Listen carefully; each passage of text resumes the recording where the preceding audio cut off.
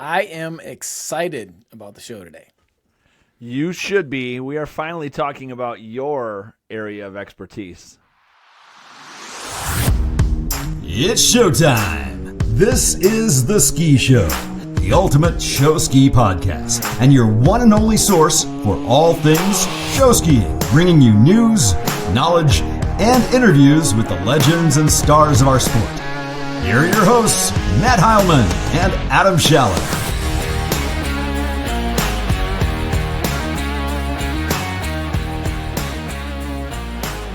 Welcome to The Ski Show, the ultimate show ski podcast, and still the only media on the planet dedicated to the great sport of show skiing.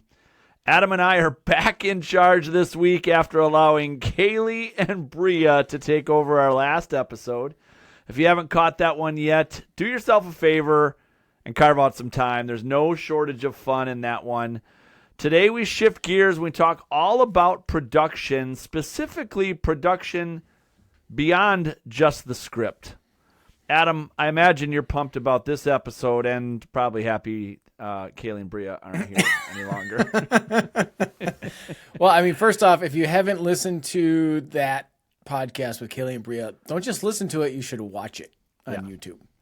And it has been one of our most popular to date, believe it or not. The numbers have been outstanding. The YouTube views, the audio listens. It's been quite popular. We've gotten a lot of comments on it. It's been a good one. So I think if we're ready to step away, we know who's gonna fill those shoes. Yeah. Today's episode all about production. Which, hey, it's October, and we are in the thick of it, right? Production. Yeah. Getting ready to go, ramping up. So this is a very timely episode, and it's going to be awesome. Today's sponsors are Flyman Skis, custom-made jump skis and featherboard swivel skis at affordable prices. You can get yours at flymanskis.com and by the Board Shop. All your summer and winter board sports gear is yours at bswake.com.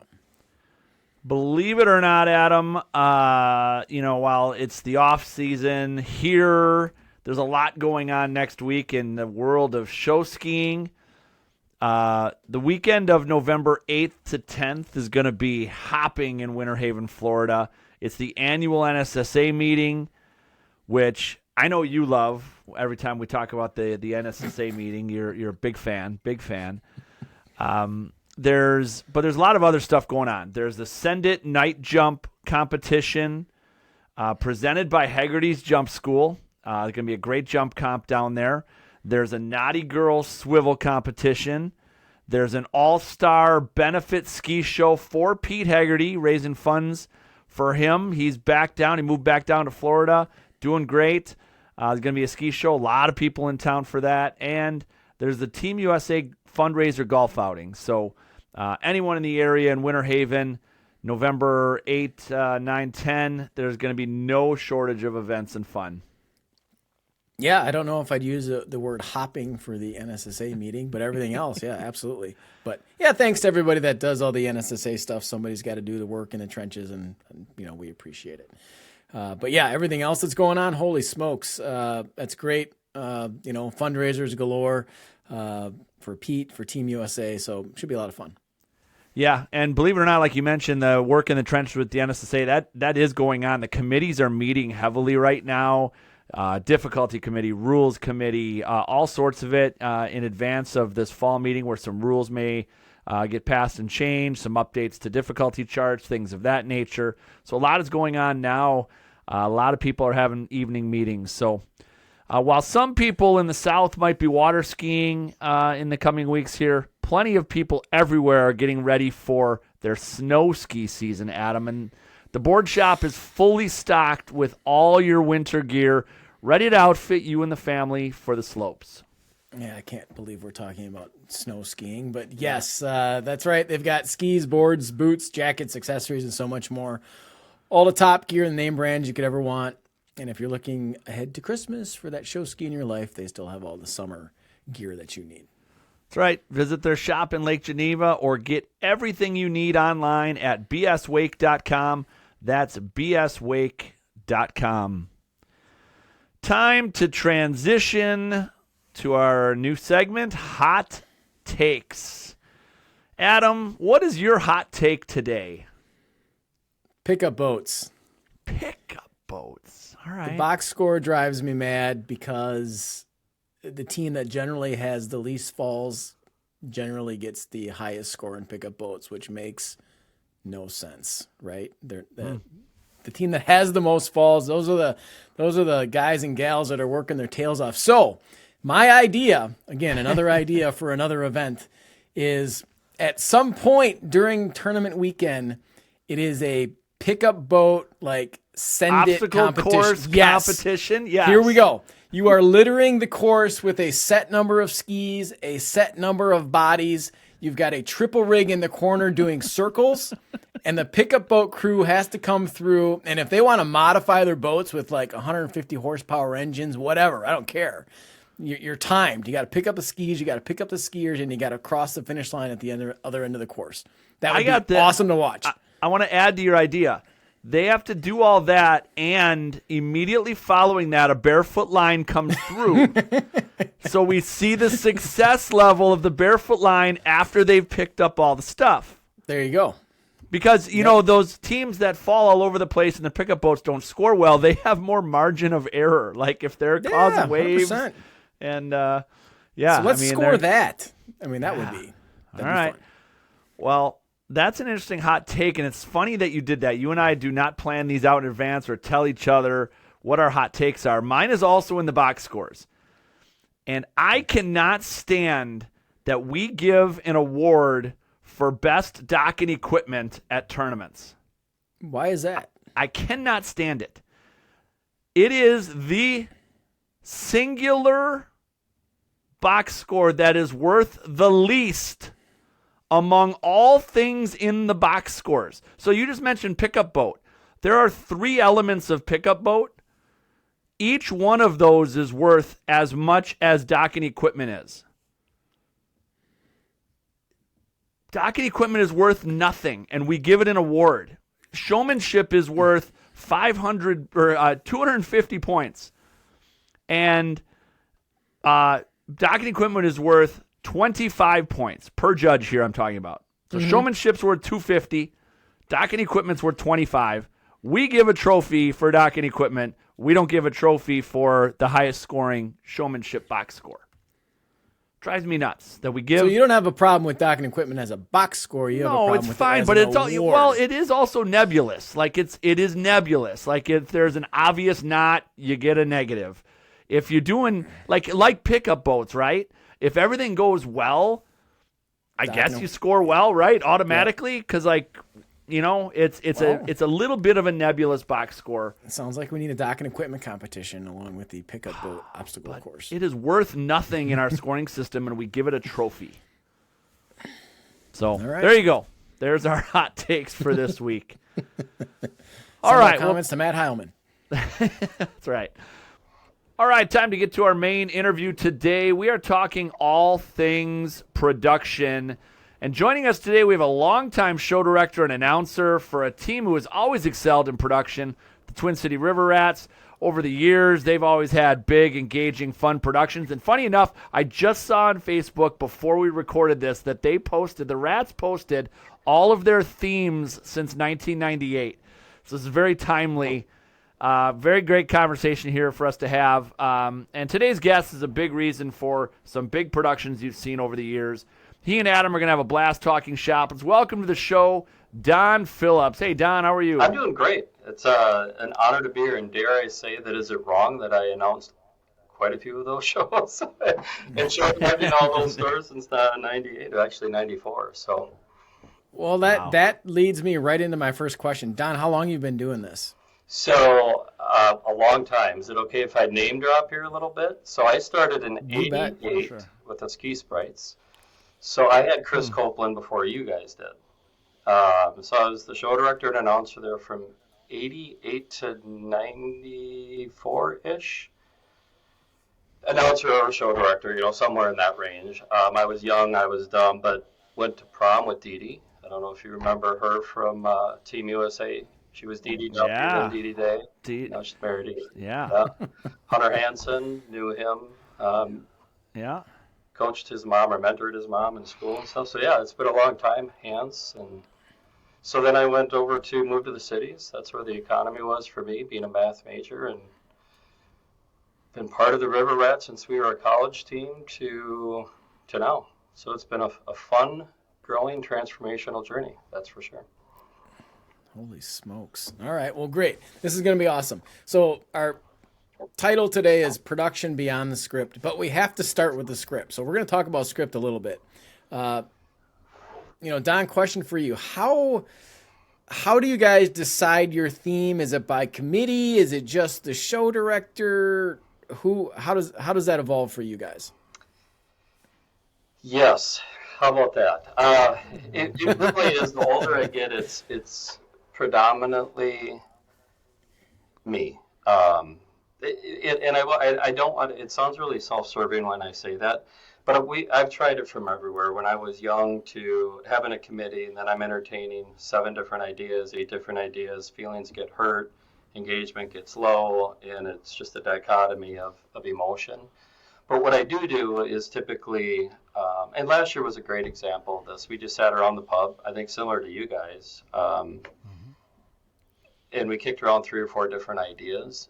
What I will say for us that I get continued pressure on, some of my favorite themes are very, I think, similar to you. I just like locations. So islands, schools, academies, whatever. But we found it's a spoil of riches, if you will. Our home shows, we get huge crowds. I'd say a light crowd is around 3,000. Normal crowds around 5,000 to 6,000 people. Wow, that's massive. What?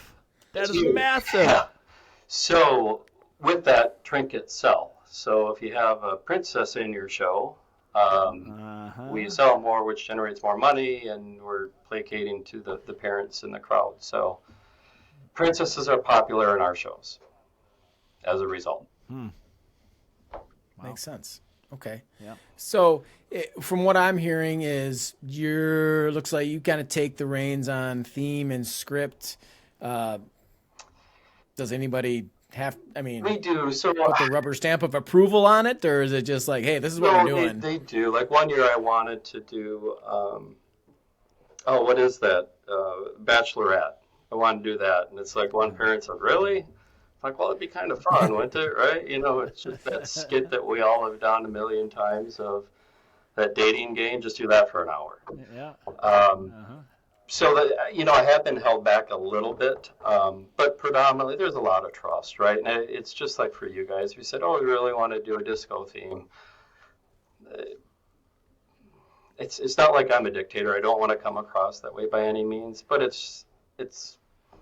I get a lot of latitude, I'll say that. This last year's theme, I narrowed it down, presented it at our banquet, and it was very well received. But they're pretty safe themes in our regard.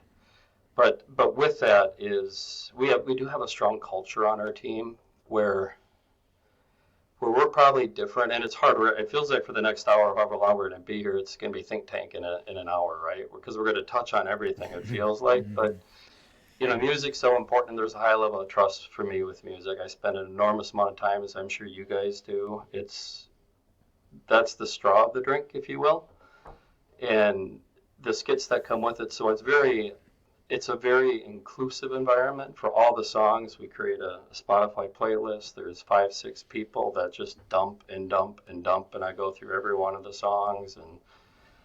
So it's a very collaborative environment, but the general theme is typically, because as an announcer, have you ever, I don't know, I think you've been doing this 17, 18 years, Adam. Have you ever done a show where they put you in an elf costume or something like that? You're like, okay, that's not me, right? It's just uncomfortable. I've been in a leotard and high heels. Is it getting worse than that? So I've heard. We're following Rhea and that show, so that'll be fun. But I think what your point is, Don, is that you like to have some ownership over it because you know who you are on stage, what resonates with you as a character and an announcer. And I think Adam's similar in that way. So, like, whether the origin of our theme comes from show director or a group consensus or from Adam, he puts his spin on our script so that it is him. It's his flavor. Yep. And a great example of this is there's been a year or two where I haven't been a show director. One that strikes me is just coming out of COVID. We did Under the Sea. I wasn't the show director, and we had two show directors that year. Alexa and Dusty did a tremendous job pulling us out of the doldrums of that crazy year. We did that, but what they said is, here's your theme, but it was really a blank checkbook of Under the Sea. And then I just created it from there. Mm-hmm. Yep. Sure. Yep. Yep. So when does this process start for you guys? When, deciding on a theme, writing a script, like where are you? Is it September, October? Are you a January, February team? Or when do you get all that started? So when I'm the show director, it's now. Where typically I try and hold myself accountable to have the backdrop done in September. For me, the backdrop forms everything. I will say this year I'm not the show director. We're going to have Mark Gabriel take over the helm. So I candidly don't know where he's at specifically, but for me predominantly, I pretty much take off Thanksgiving to Christmas, somewhere in that range. Otherwise, I'm working on the show, not nonstop, but... Talk about that idea that the backdrop is the basis for kind of the root of your show. It's like the last thing we do. Well, it arrives in the UPS like the day before the Merc. Well, that does happen, but what I like is then I form the T-shirts, and we have people that there's a lot of I here and there's a we here, right? I get the general concept, but there's a strong sense of ownership on the brand with pulling things in. So for me, that ties into our props. Like I have a general concept over, because our site, while it's incredible, and I know we'll get into probably some of this, but what's important for anyone listening is you have to know your limitations as well. So our site is horrendous for getting stuff to and from.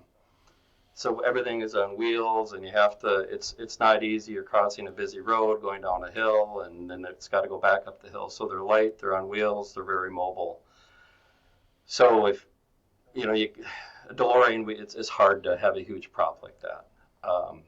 So you'll notice on our carts, if you see ours, it's everything that can put on flatbed carts. So the backdrop, then I get that concept going of, okay, now what is the stage going to look like, right? And you have your left and your right, kind of like you guys, you have a lot in the middle and on the end. So it's just filling those pieces in, but it's just the way I'm wired. I got to start somewhere. Mm-hmm. Yep. So you write, you decide on a theme, you write the script. Where do you go from there? So as a show director or as an announcer like myself that kind of oversees a big part of the production, are you farming any of this out? Like, here's my vision, you do this, Yep. or are you taking the lead on like, hey, I'm going to create the props. I'm going to come up with costume and songs. I mean, how does that work? Is this by committee, or are there certain people that handle this? Yeah, so let me take this in chunks a little bit. So as much as I start on the backdrop also, for anyone listening and really for what I'm hearing from you guys, right? I said in every one of your think tanks through the years, but we're more similar than we are different. We have to know what's our strengths. Period. End of. I think the act order is first and foremost important, and that ties into the theme, right? Because then okay, we need a 1.5-minute skit here, 2-minute skit here. Just because we've been around long enough, you just generally know, right? Yep. So once you get the act order, then I identify, okay, we need a long skit, medium skit, a couple of small skits.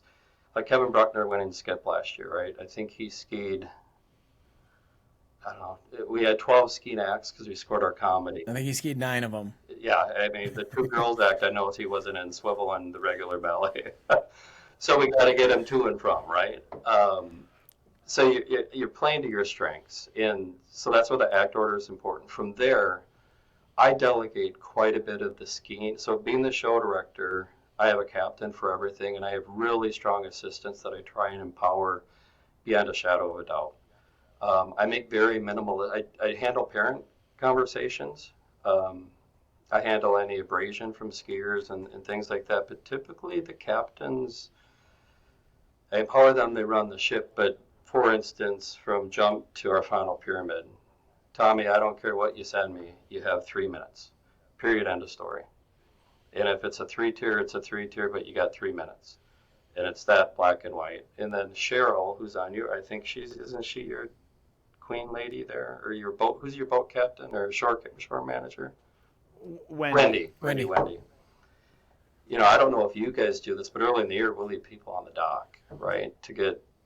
If they're not ready, well, we'll do a ghost boat. It's very rare, but you leave them once, they'll be ready next time. So, flows, God, I see, and it just goes on and on. And I didn't even answer your question, I'm sorry.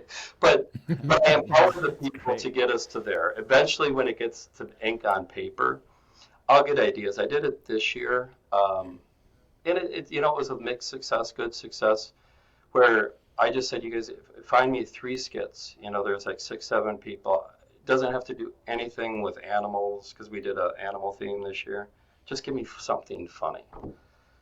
And, you know, those 2 or 3 ideas, I got 1 to 2 from each, and some were duplicative, and some, but again, it was a good exercise.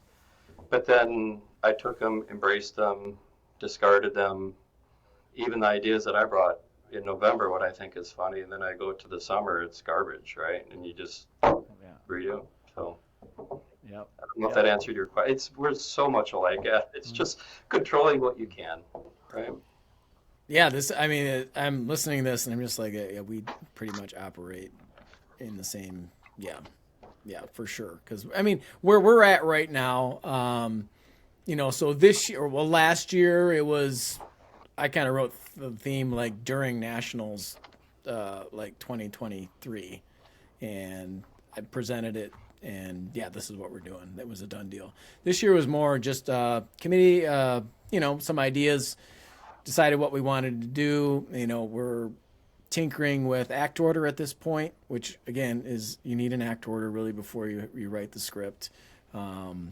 And so far that's been by committee, which has been great. It's nice to get some fresh perspective other than just myself and Matt and a few others. And, you know, so that's kind of where we're at, which is very similar to what your process is. So, you know, other things.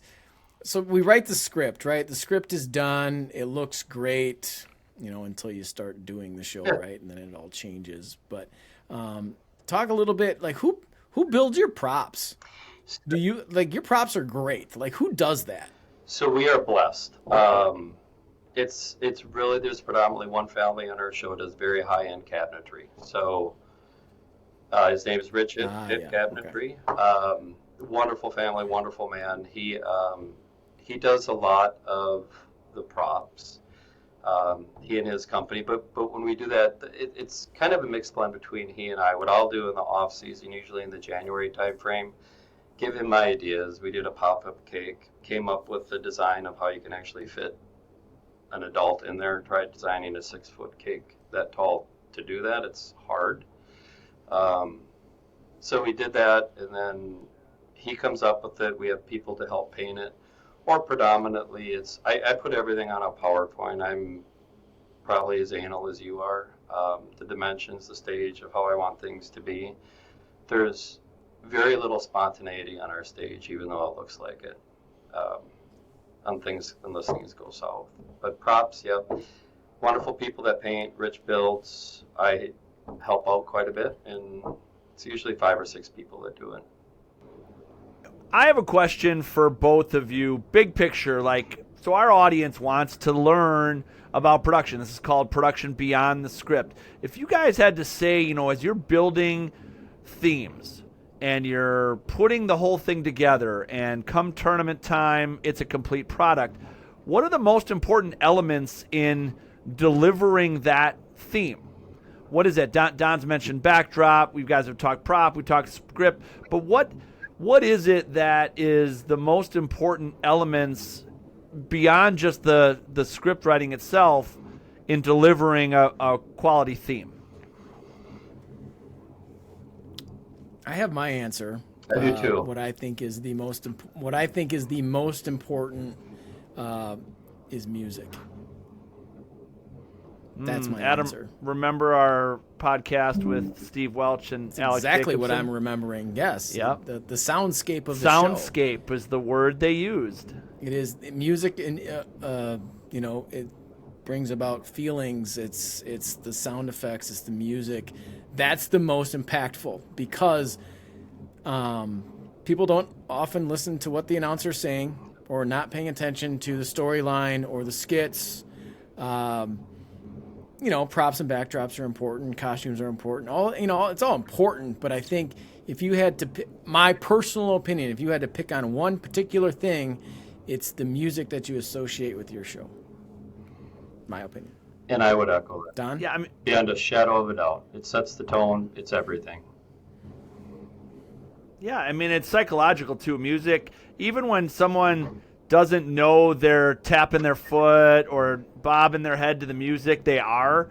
Like if you've got the right rhythm and tempo meeting the action on the water. Some themes are easier than others. Adam, we've been blessed the last 2 years where we've been in periods. We were in the 50s diner, and then we were in the 80s, and so we could take music from those eras. But teams can use popular music with whatever theme, but it's got to fit. It's got to fit the beat, the tempo, the rhythm. It's got to elicit some emotion and energy in the audience, and it has the ability to do that. And the judges are paying attention. I mean, you see it a lot on the judges' comments in regards to does the music fit the theme. So that's important too. So people are paying attention to that. So for people that are listening, when it comes to production, spend a lot of time on your music selection. I think, Don, you had mentioned you start a playlist on Spotify and you got 5 to 6 people adding to that playlist. We do a very similar thing. I mean, it's as soon as we announced what our theme was going to be for this year, Wendy and our team, I think the next day, sent me a Spotify playlist with 30 songs on it. So it's that process started. As a show director, I'll interject. That's one of the areas where I don't feel like one person there's so much possibility with music that the more ideas you get from a variety of people, the better. One person can't possibly elicit enough song ideas to do it perfectly. I always believe the more ideas we can get and listen to and sift through, the better. Yeah, and certainly, I always have a bias towards a certain, just because we've, Adam, you and I have been announcing longer, you know what kind of works, what doesn't work, but I get stuck in that sometimes. So I love that, getting me out of my biases. But can I follow up with a question for you, or Adam, I don't know, or Matt? Do you spend more time editing music or writing the show? I don't personally edit the music, but I know that I know that a ton of time goes into that. So I guess I can't answer that, because I guess if I were doing it, I would know how much time I was spending on each one of those. But that's probably got to be a pretty close race. What's your answer, Don? Do you spend more time editing music? I do. Like, no lie. We do that combo ballet. And the reason we do it, and if any of the rats are listening, it's everyone's favorite act. But it's going back to we are who we are, right? We don't have 8 ski gainer guys. We just don't. But we have a lot of above average talented skiers. So they can all ski on 1 ski. So that's what we do. But where I'm going with this is how the system that we use is just an iPad, and it's very bulletproof when it works. I listened and I watched our combo ballet line. So when Trevor goes by and they hand the carabiner off, I watched that probably 150 times. Okay, that is 12 seconds. So I did it 12 seconds of come together, come together, come together, and then boom, right into the next song, because I can't lead it announcing that way. And it worked marvelously. Mm-hmm. But that probably was a Saturday afternoon, just that 12 seconds. And I'm not making that up. So it's a lot of energy. It's just time. And that's where, in the spirit of giving back, being around as long as we have, all of this is in our control. We've all been to shows where, there's lesser talent. If you look at Mad City to us, I think we skied 47, 48 people, somewhere in that range at the national tournament. And I think from a show director, we had a subpar skiing show. But everyone does, right? It's a tournament's a tournament's a tournament. No one ever skis a perfect show. But going back to what we can control, and then you see the shows that you can tell they just didn't put time in. And it doesn't, props are relatively cheap. So I think it's what you said, Adam, it's the music. But my second biggest thing for me is confidence and energy. No matter what you're doing, act like you've been there before, and just whether you're adult. I say I'm so full of passion. So Skip, my first time announcing it was in 1989. Maybe it was 90, doesn't really matter. Long time ago. And you got that old tape from him. I'm nervous as hell because I started announcing because our announcer quit and I'm the show director, so it's my job.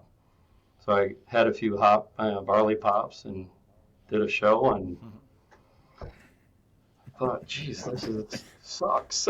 But it doesn't lie. It just doesn't. I'm up there, I get this tape. I'm all excited to get back. We had the best barefooting in the country. Our show probably took last, but our barefooting was awesome. Okay, great. Get that tape from Skip, and he's like, who's this bozo announcing the show? He's got cutoff jeans and flip-flops on. I'm like, dang. And then by the end of the show, and then he does the little things. That's in the beginning, and then at the end, he's like the overall. He's like, your announcer, it's got a lot of potential. Just needs some more costumes. That was the last time I ever wore shorts to a tournament. Just funny little things that stick with you, right? It's in your. That is great. Yeah, yep. I had a similar experience with Skip, except he sounds like he kind of liked you through one show. It took me like 5 years before Skip liked me. Well, you're an acquired taste, Adam. I am an acquired taste. Yeah. Yeah. No, it's it's. I agree. Yeah, right. You gotta be out there and you gotta have confidence in what you're doing, regardless of what your theme is or whatever. But so energy, I like that word, but I want to. Before you segue to another topic here, Adam, I want to put a bow on the music conversation for our audience, because music so it's one thing to pick a song that fits an act and hit play, right? Yeah. Any team could have 13 songs for 13 acts, right? We had something like 60-some music cuts and 100 and some audio effects in our show. Like, it's a ridiculous amount in our show. And so if you want to take your show to a more sophisticated level, you cut the music at certain spots where it crescendos with something that's happening. The pyramid hitting the show course, the jumper hitting the water, the barefoot line entering, the combo ballet hot pick, like whatever. There's so many more cool things you can do with music and sound effects than just hitting play on a song. Yeah, we spend a ridiculous amount of time on cues for music, right? Because you can pick a song. There's great songs out there, but there's parts of those songs that are super slow and just don't fit. But there's certain parts of the song that if you can cut right to that point and it's cued right when ballet hits the water, it's perfect. But you have to spend a disproportionate amount of time between announcer and sound person figuring out those cuts, those cues, and you think you got it all figured out going into the season, and then you play the song as the skiing's happening, and you're like, that just doesn't fit, right? So it's back to the drawing board for that act. But yes. So I wanted to kind of put a bow on the music there, and we can move on to other topics. Before we do that, we got to talk about Flyman Skis, Adam. They are rocking again. Those guys have gone through a couple of hurricanes. The shop being in Florida, that's tough on a business, right? You've got personal stuff going on, but Flyman Skis is rocking again, up and running, and their product is awesome. They've got your custom-made jump skis and your featherboard swivel skis, and they're ready to go. Yeah, that weekend you talked about coming up in November down in Winter Haven, you're going to see Flyman Skis everywhere. Made by skiers for skiers, and they're doing great. It's great for the sport. Flyman Skis. Check them out at flymanskis.com. All right. So, it's not a black and white, clear cut, okay, I'm going to decide on the act order, then I'm going to write the script, then I'm going to think about costumes, then I'm going to think about props. That all happens at the same time for me. As I'm writing the script, I am thinking about, okay, what's the backdrop going to look like? What are we going to need on stage for props? What are the stage characters going to wear? Costumes for stage characters aren't super hard, right? In my opinion, if your theme is the Ghostbusters and you've got your stage characters dressed as Ghostbusters, I want to talk a little bit about costumes on the water. Don, Matt, you can't theme. I don't think it's in anybody's budget to theme every single act and have costumes specifically made for the theme for every single act. How do you navigate that? I think historically what we've done, for sure, ballet's always typically a themed costume for us. The exception, I think, where we got really themey with costumes throughout the whole show was our Halloween show, which essentially we just took old costumes and tore them all up, right? It was, all right, these costumes at the end of their life, we're going to tear them up. They're all going to be zombies and they're trash after that. But how do you go about thinking about costumes for the skiing acts when you've got a theme decided? Well, this will be a short subject for me. I delegate. It's kind of like a website. I can tell you what I don't like, but I couldn't tell you what I do. Like your costumes stick out. Obviously, the low-hanging fruit is Janesville a couple years ago with ballet when they're flipping the colors there, right? But I do delegate that out. I got some good people, and we're in a fortunate position where we have a budget, and that's the first budget that typically gets cut, where we have to be clever. But nonetheless, we're in a good position that way, where there's some, Julia and others and Sammy do a good job with that. But candidly speaking, it's never good enough either, right? Because we try and recycle some things, and you get some of the feedback. Well, that's faded. You need more bling. I think this year for our ballet, we did zebras, and it was a swing and a miss. I think they would admit it as well. It didn't turn out nearly, but budget got cut because we didn't have any of the June shows, so it was it is what it is. And we blinged it up to the best of our ability. So we do miss, It's still a water ski show, right? Yep. And so to Adam, to your point, like budgets are real in amateur show skiing. And so nobody's expected to have 200 rides in their ski show and all of them have a specialized themey costume. We're still in wetsuits and still in water ski. Your bigger stuff, your pyramids and your big act tend to be in a more full matching unitard costume of some sort, and they match. And you can recycle some of those from year to year. But it's still a water ski show. So I think the way you marry that is to marry your show with a water ski show. It's not we're not a full theater production. We're still a water ski show doing water skiing acts on the water. Exactly. And I will say the smaller things, like we try and incorporate some of the kids here and there. That's where you can go out and buy the $40 Amazon thing, throw them in a little costume. Yeah. That's the cute stuff that can bow it together, and we can coalesce around that. Mm-hmm. Yeah, we're fortunate too. We were, it was our first or second meeting, our show committee is what we call it, and Wendy was already going around with like fabric samples. Like, all right, we've got this year we're replacing ending pyramid and big act costumes. So we kind of go through those phases where we're replacing certain chunks. We're kind of on this rotation, and she's already going around trying to pick out stuff for that. So it's you're right. We do. I have nothing to do with skiing costumes. I don't care. I do care, but I do the characters a little bit, and that's about it. Mm-hmm. Yeah, I have a vision. Right, it's the same thing. Like when I'm writing the script and we're thinking about backdrop, we're thinking about props. I'm thinking about characters, obviously, and I have a vision of what I want each character to wear. Nice segue when we talk about characters. Don, are you guys fortunate enough where do you have a consistent stage crew that you work with? Does it change year to year? How does that affect your script writing? It's paramount. Talk to the audience a little bit about that. It's an ebb and flow, candidly speaking. Some years we couldn't get, I remember going up to some old pros that, hey, I heard you acted here at SeaWorld. Yeah, but I got paid. And they didn't want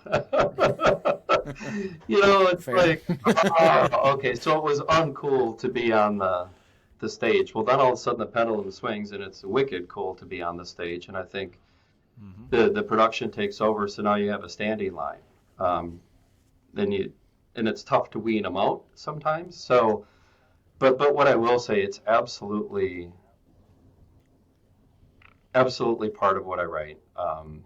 Okay, is this person coming back? Are they not coming back? Okay, this is a wild cannon on the stage. So you guys all know Styx, James Tomaszewski, a couple years ago. It's like he went off the rails. I don't know where the heck this song came from. We're at the national tournament. Never heard this before. And I'm like, I literally just sat down. I'm like, I don't know where you're going, but okay.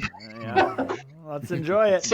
Well, Don, you do a good job of more than us. So Adam prefers dedicated stage people.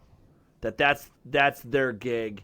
He doesn't. He would, if possible, he would prefer not to have skiers cycling in and out on stage. You do a really good job of working skiers as characters into your stage. Talk about how that works together, because that's super important. Well, as much as why do you do that? Do you have to do that? Is it because you don't have dedicated stage character, or you enjoy doing that? I'm just curious. Enjoy. Well, enjoy is not the right word. My preference would be to have dedicated, and we typically have one. There's a young lady on the team, Mesa, who does a lot of our dancing. She's a nationally ranked dancer, and so she's very good. So I know, and she doesn't ski. So I know when we have our contingency skits, right, ballet blows up, all those other things, the things that we rehearse, the ear pull, all that, she'll come down and do that. So she's always by the sound booth. So fortunate that way. But then much like skiing, so we have Taylor. So we did a singing skit, which I thought was our best skit by a country mile last year. And I wrote it for two people, Taylor and another gal who ended up, Christy. You guys all know Christy Prentice. She got hurt and whatnot and sore back, and then she ended up departing from the team because of her injuries. So we filled in with Cha. So when I wrote that, it was Christy and Taylor. And then when Cha came in, there were skiers, but they're so good, and it's the same mentality. I never want to leave a gainer at the dock. I don't want to leave someone that's wicked talented that I'll find room for you, because they just, that skit was amazing, just really cool. So my preference is not to, but you gotta, I don't know. People all have talents, right? And I ask them every year. We did that fire juggling. Hey, any stupid talent? Someone say, I can juggle. Oh, okay. Well, let's do that. And happen to be a skier. Let me tell you a little bit. My thought process there is, number one, fortunate to have a pretty dedicated stage crew and consistent. So it's easier to write theme and skits around those people, because what they're good at, and being able to write characters that fit them, because I think that's important rather than trying to put a square peg in a round hole. And we utilize a lot of people on stage, but my reasoning for preferring dedicated stage versus using skiers is the predictability. Because if that skier's in an act and that act goes to hell in a handbasket, that skier doesn't show up, or they show up and they're out of breath, they forget to turn on their microphone. There's just a number of different ththings. There's too many things that can go wrong. That's why I prefer not to, but I understand that we do use a lot of people. So yes, we do use skiers on stage, and have, by design, have used a lot of voiceovers for those skiers, so we don't run into those issues of, I forgot my lines, I forgot my microphone, I didn't turn it on. It's also easier, Adam, so you prefer non-skiers because over the years you've evolved into how much practice time you put into the theme and stage. And we like need to get into that too. Yeah. That's evolved for you, and with non-skiers, it's easier to carve out practice time than it is with skiers. Yeah, when you got a small core group, it's like, hey, we're going to meet at the practice site at 6, and we're going to run through this, and this, and this, and we don't have to worry about, oh, well, so-and-so's in Big Act, and that's on the water at 7, so we're going to have to work around that. So, yeah, it's just easier with practice time. And it's a balance. Now, it is for that reason. Yep. And it's, just like you said, Don, where, it's in vogue right now to be part of the Mad City stage crew. So, everybody and their brother wants to have a stage part. So it's a balancing act of working in kids and giving people parts. And well, it's about time too with the production scores, right? It just puts more of a, like, we've all seen shows, and certainly I've been a Mad City fan for years, but not specific to you guys, but we've seen shows, Badgerland back in the day.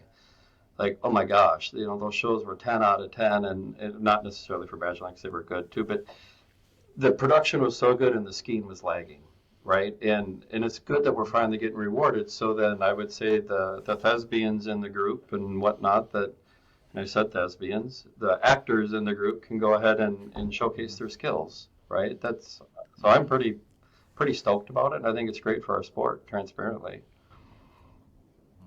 Yeah, for sure. Now, back to the topic of practicing, for your, hey, because you got to be rehearsed for your production. If you want it to be good, you got to be dialed in. Don, how do you do this? So if you write the script and it's your vision, you're the show director, but you're also the announcer, which means during these practices, you're also on stage. You don't have the ability to sit in the bleachers and watch these things play out and necessarily take notes and direct people because you're in it. Yeah. How do you manage that? I struggle with that. It's like, it's great when it's a skit that I'm not in because I can kind of sit back and critique and say, hey, you need to deliver it this way. You need to be over here at this point. But when you're part of it, it's a challenge. It is a challenge, and it's a struggle, transparently, because during a show, what I love about being a show director, even when I was back on the sprites, when you're on the water as like I look at Matt as a show director who is a skier, I don't know how you do it, because I don't, because it's just flipping the coin, because the stage doesn't lie. It's like, oh my gosh, this is slow. This girl didn't lock out. This person didn't do that. Show side ballet girl isn't looking at the crowd. All those little things that while you're going up and getting ready for your jump act, you don't see. So that's what I like about it during the show.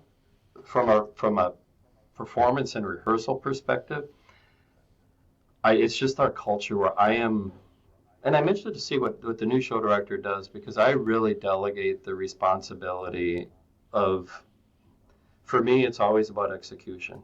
Execution. That's number one in my mind, and then flow.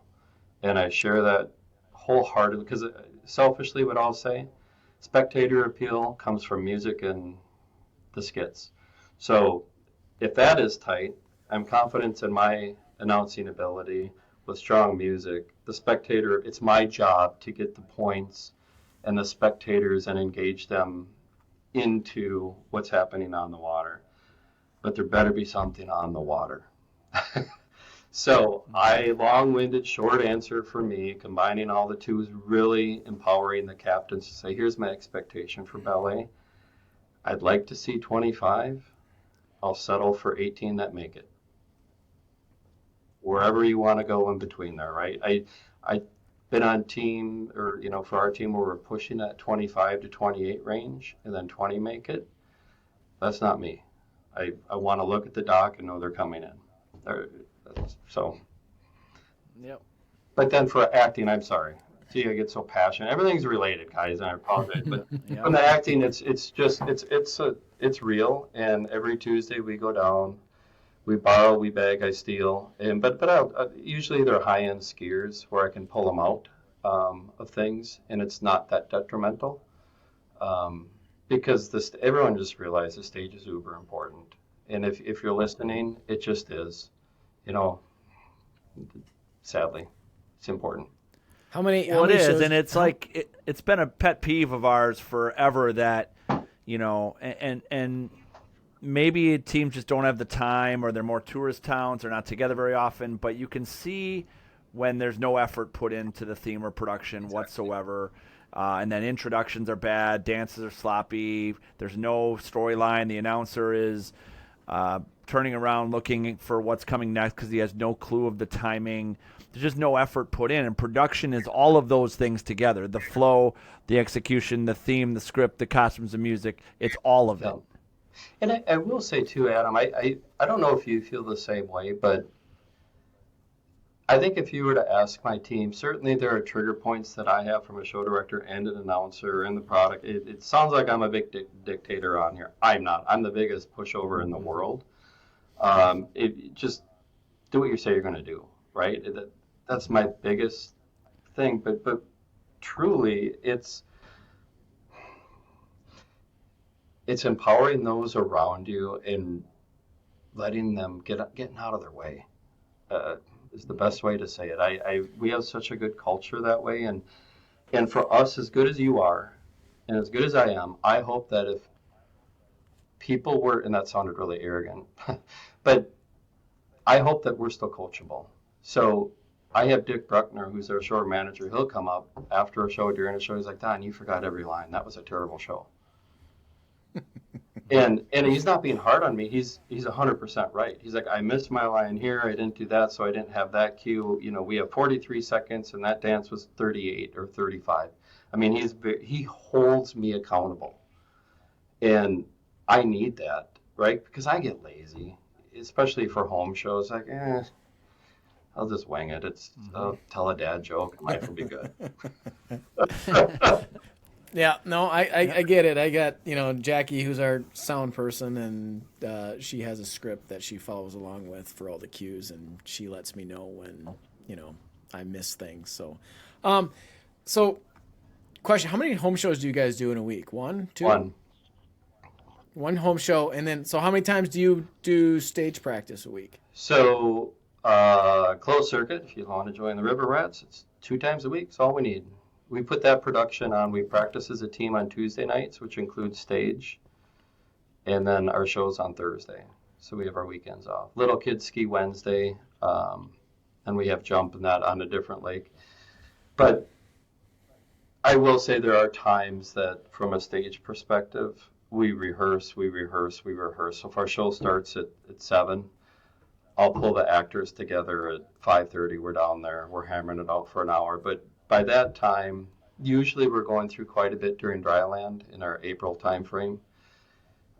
This year we were sadly fortunate we didn't have any shows in June, so we rehearsed a lot. But there's no free. But for our audience, let's repeat that.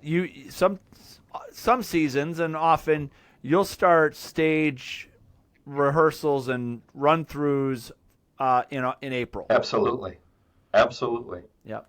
With music, with sound effects, with this is what I want you to do here, say here, and some people don't touch their theme till mid-June. No, and that's what I mean. My old guy graveyard moment. I think you guys called it winter points, was it, or whatever? Yeah. It's the backdrop for me in September. Kind of milk things out through the end of the year, skits and all that. Steal ideas from TikTok, all that stuff.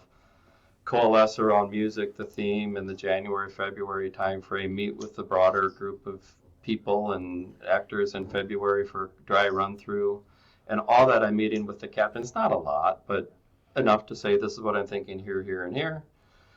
And then April comes along, and it really is a lot of dry runs. And it's when you look at our stage, there is not much that is spontaneous. Nor should there be. Right. Last question. This is for all of us. We've watched a ton of shows. We've all seen a ton of ski shows.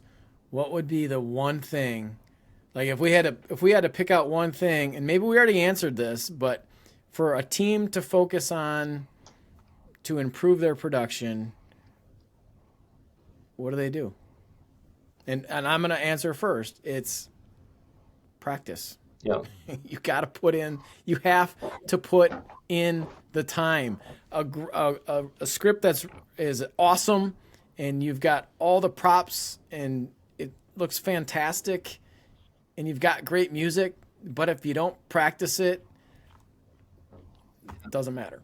Preparation is everything, right? It's like when I used to teach high school English, you could tell a kid who got up and to give a speech and he had never looked at his written speech ever in his life, and you could tell the person who practiced 100 times. Yeah. You know the difference. Like, the preparation is everything. And so, like, Adam, as good as you were, or are, continue to be, were you as good now or 17 years ago as you are today? No. No. Hell no. Look at you, Matt. Your show directing Team USA at the gazillionth time, right? Were you as good the first now, or show directing year one as you are now? Not even close. Right? So many things have changed, right? But throughout that, I will say, so I completely agree, but I think the next biggest thing outside of practice is being humble and nimble enough to realize it isn't working. Stop pushing that water uphill. It just isn't funny or isn't entertaining. So pivot, switch gears, and just don't get stuck. You've got to be flexible, because, like, I said this before. You can have a great script going into June, but then you put the skiing to it, and there's just things that don't work. Right. And I mean, we're changing our show all the way through the season. Yep. Not dramatically, but there's just the little tweaks the more you practice it. It's like, that doesn't quite play. I want one more question for you before we wrap up, because I want to poll our audience on social media. At the world level, they have changed the weighting of skiing and box scores. So in our current system, it's 2/3 and 1/3, 2/3 skiing, 1/3 box scores. At the international level, it's 50-50. Do you two believe that production should be worth more in our overall scoring system? I'm going to answer this as a spectator, and I'm going to say yes, it should be worth more, because I think that forces people's hands to really, okay, it's time, we need to take this seriously. It's time to put some, yes, it's a ski show, but it's time we put some more work into the production side of it. That just makes for a better overall experience for the audience, in my opinion. And you're going to think I'm just jumping on your bandwagon, Adam, because I agree with everything. Mine is yes, and what I will say is look at the lake you guys ski on and look at the river that we ski on. That's out of our control. So when things go sideways, and they often do, you need that strong stage to be that ribbon in the cohort to tie everything together, because they don't care that Derek just fell. No. Yeah. Pass the chips. That's exactly right. Yep. Awesome. Don, this is a fantastic conversation. Apologize for getting long-winded, and everything's just related. Think tank in an hour, right? No. You're an announcer. It's expected that you're going to talk about it. Yeah. Great stuff. Thanks for being on the show today. We really appreciate it. Thank you, guys. Thanks, Don. Good luck, everyone. Adam, that was great stuff, man. That was fun to talk shop, talk production, the ins and outs. I hope our audience learned a few things. Yeah, I mean, holy smokes, Don's a brother from another mother. Like, we are on the same wavelength with just about everything. It's almost uncanny. But yeah, I mean, to wrap this up, like, listen, production is a lot of things. It all ties together. Don said it. If he said it once, he said it 100 times. It all ties together, and you got to put in the time, and you got to start now if you haven't already. Yeah, it is so much more than just your storyline and theme and script, and that's the theme of today's episode. There's just a lot to it, and people can ramp up their production. Love to see it in show skiing. It's been getting better, and love to continue to see the upward trend. Thank you to our sponsors today. Flyman Skis, your custom-made jump skis, featherboard swivel skis at affordable prices. Get yours at flymanskis.com. And the Board Shop, They are stocked for winter, ready for you. We're not ready for winter. They are. They've also got all the summer gear you'd want as well. Visit them in Lake Geneva or online at bswake.com. And, of course, thanks again to all of our listeners. This is Matt and Adam, and this is The Ski Show.